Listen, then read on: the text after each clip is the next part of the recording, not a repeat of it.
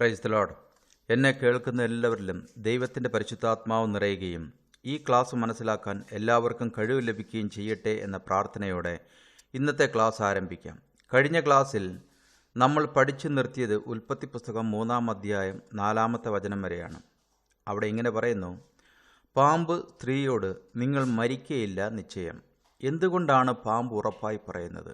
അതിന് കാരണം സാത്താൻ അറിയാം ദൈവം മനുഷ്യനെ സൃഷ്ടിച്ചത് അവൻ്റെ ഛായയിലാണ്, അതുകൊണ്ട് തന്നെ ദൈവം മനുഷ്യനെ മരണത്തിനേൽപ്പിക്കുകയില്ല എന്ന്.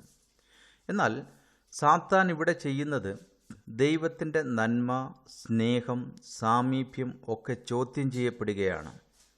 നിങ്ങൾ മരിക്കില്ല എന്ന് സാത്താൻ ഉറപ്പിച്ച് പറയുമ്പോൾ സാത്താൻ ഹൗവയെ പഠിപ്പിക്കാൻ ശ്രമിക്കുന്നത് ദൈവം നല്ലവനല്ല എന്നാണ്. സാത്താൻ്റെ മറുപടി നോക്കുക, 3:5. അത് തിന്നുന്ന നാളിൽ നിങ്ങളുടെ കണ്ണ് തുറക്കുകയും നിങ്ങൾ നന്മ തിന്മകളെ അറിയുന്നവരായി ദൈവത്തെ പോലെ ആകുകയും ചെയ്യും എന്ന് ദൈവം അറിയുന്നു എന്ന് പറഞ്ഞു. ദൈവത്തിൻ്റെ നീതിയും വിശുദ്ധിയും ദൈവത്തിൻ്റെ സത്യത്തെ ഒക്കെയാണ് സാത്താൻ ഇവിടെ ചോദ്യം ചെയ്യുന്നത്. അതുപോലെ തന്നെയാണ് ഇന്ന് എല്ലാത്തിനും വചനം അന്വേഷിച്ച് നടക്കുന്ന ലിബറൽ വിശ്വാസികളും ദൈവവചനത്തിൽ നിന്ന് കൂട്ടുകയോ കുറയ്ക്കുകയോ ദൈവനീതിയെ ചോദ്യം ചെയ്യുകയോ ആണ് മറ്റൊരു രീതിയിൽ അവരും ചെയ്യുന്നത്.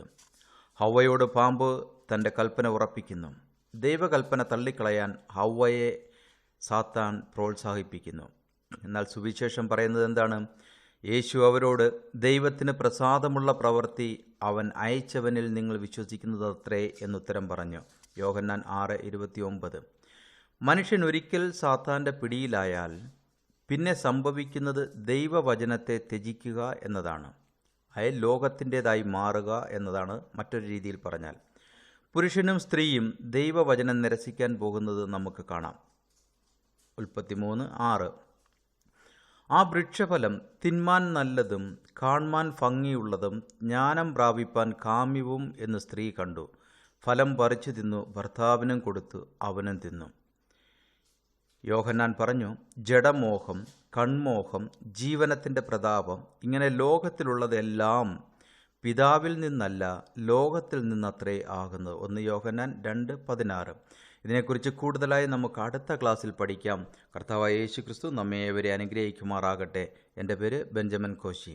ഈ ക്ലാസ് കേൾക്കുന്നത് കൂടാതെ അനേകർക്കായി ഫോർവേഡ് ചെയ്ത് കൊടുക്കാനും അങ്ങനെ വചനം ഘോഷിക്കുന്നതിൽ നിങ്ങളും ഒരു പങ്ക് വഹിക്കുന്ന വ്യക്തിയായി മാറാൻ ശ്രമിക്കുന്നതും അനുഗ്രഹപ്രദമാണ്. വചനമറിയാത്ത അനേകർ ചില മതക്കാരുടെ പഠിപ്പിക്കൽ കേൾക്കുകയും അതിൽ ആകൃഷ്ടരായി മതം സ്വീകരിക്കാൻ നിർബന്ധിതരായി മാറുന്നത് നമ്മൾ കാണാറുണ്ട്. അതിന് കാരണം ഇപ്പോഴത്തെ തലമുറയ്ക്ക് ബൈബിൾ അറിയില്ല എന്നതാണ്. മാതാപിതാക്കൾ കേൾക്കുകയും അല്ലെങ്കിൽ കേൾക്കുന്ന നിങ്ങൾ മറ്റുള്ളവർക്ക് ഒരു നല്ല അധ്യാപകനായിരിക്കുകയും ചെയ്യുമാറാകട്ടെ. ആമീൻ എന്നാഗ്രഹിക്കുന്നു. Praise the Lord.